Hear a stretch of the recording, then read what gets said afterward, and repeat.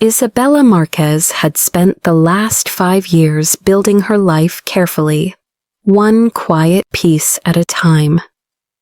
Every morning before sunrise, she slipped out of her small townhouse, carried her twins Mateo and Mila to the neighbor who babysat them, and walked into the employee entrance of Solara International's downtown tower.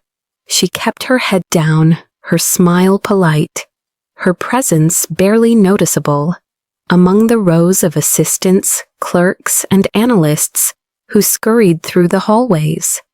It wasn't that she feared being seen, she simply knew that visibility often led to questions, and questions led to pasts, and her past included the one thing she had sworn she would never let touch her children. Rafael Calderon, the billionaire himself, the father they had never met, the man who didn't know they existed. Isabella had met Rafael long before his empire exploded into global renown. Back then, he was a sharply focused, quietly intense man who'd been visiting her city for a development project. Their connection had been quick, unexpected, and too beautiful for the brief time it lasted. They had shared one perfect weekend-long walks, honest conversations, and a softness in his voice she'd never heard again in any man. And then he disappeared. No note, no goodbye, no explanation. She found out later, far too late, that he'd been suddenly called to Europe for a crisis involving his family's holdings. By the time she finally gathered the courage to reach out, the newspapers were filled with pictures of him at formal galas and business summits, surrounded by executives, models, and a life so far from hers that she'd understood instantly she and her twins didn't belong anywhere near that world. Now she worked as an administrative assistant on the 27th floor, purposely far below the executive suites. She liked it that way, quiet, predictable, safe. But life, she knew, had a way of stepping into the plans one tried so carefully to control. It happened on a Thursday. She had been carrying a stack of reports to the print room when the elevator doors slid open, and she stepped inside without looking, only to find the elevator already occupied. By him, Rafael Calderon, the billionaire whose face she had avoided in magazines for years, the man whose eyes she had memorized more intimately than she cared to admit.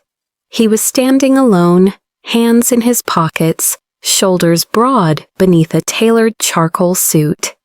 And when their eyes met, she felt the air in the elevator shift first with shock, then with recognition, and then with something else entirely, something she tried desperately to ignore.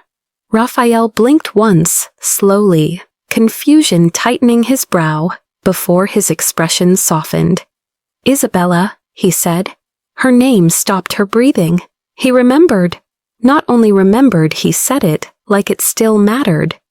She forced a polite smile, clutching the reports closer. "Mr. Calderon, good morning." He looked at her, really looked, and something in his expression faltered. "It's been a long time." She nodded. "Yes, it has." The elevator hummed quietly around them, the numbers ticking upward too slowly for her liking. She stared straight at the doors, but she could feel him watching her, studying her, as if trying to fit together the image of her then with the woman standing before him now. "You work here?" he finally asked. "Administrative staff," she said simply. He exhaled softly through his nose, almost amused. "You always did prefer simple answers to complicated questions." Her fingers tightened around the papers. He remembered that too. The elevator reached his floor-top executive level, but he didn't step out.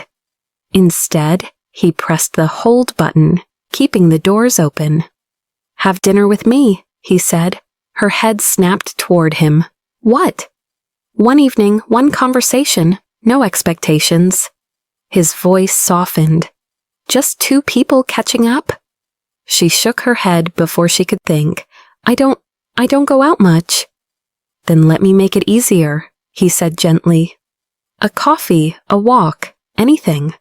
Her heart twisted painfully.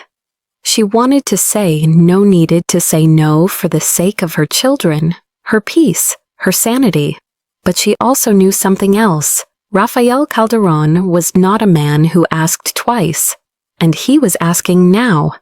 Rafael, she swallowed hard. My life is complicated. He offered a faint smile. Mine too. She looked at him, really looked, and for the first time noticed the exhaustion behind his eyes, the tension around his jaw, the loneliness he wore like a shadow. He wasn't the carefree man she'd once known. He wasn't the polished billionaire the world saw. He was someone standing at a crossroads, just as she was. 1 hour, he said quietly. Her breath caught. Please. The elevator released its hold with a soft ding, doors starting to close. She stepped backward without realizing it to stay inside with him, just as she had 5 years ago. Fine, she whispered. 1 hour.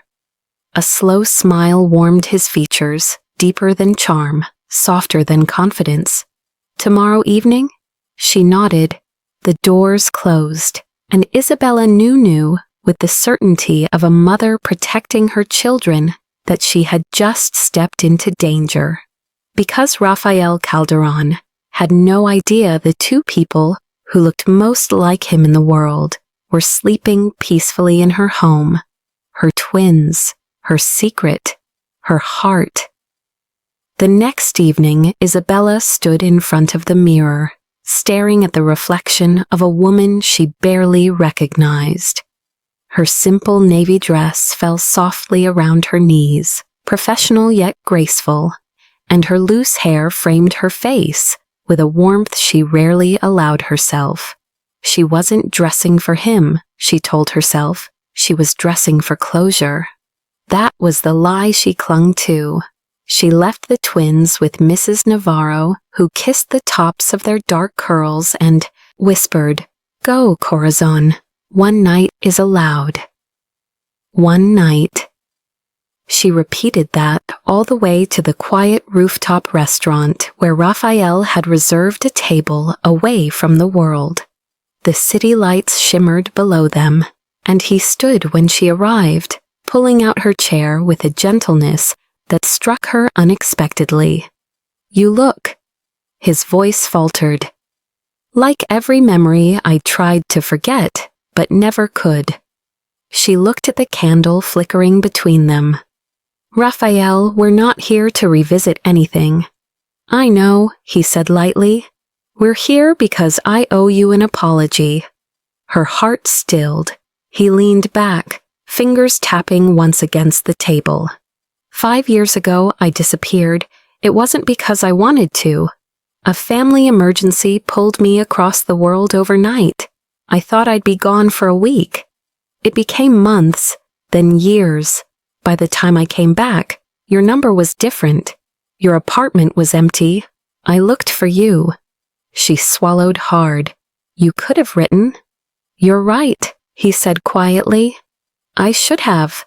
The simplicity of it hurt more than any excuse. But I'm here now, he continued, and I'd like to know you again if you'd let me. Her fingers twisted around the napkin. You're assuming I'm still available. His eyes flickered with something unreadable. Are you? She inhaled slowly. This was the moment she feared.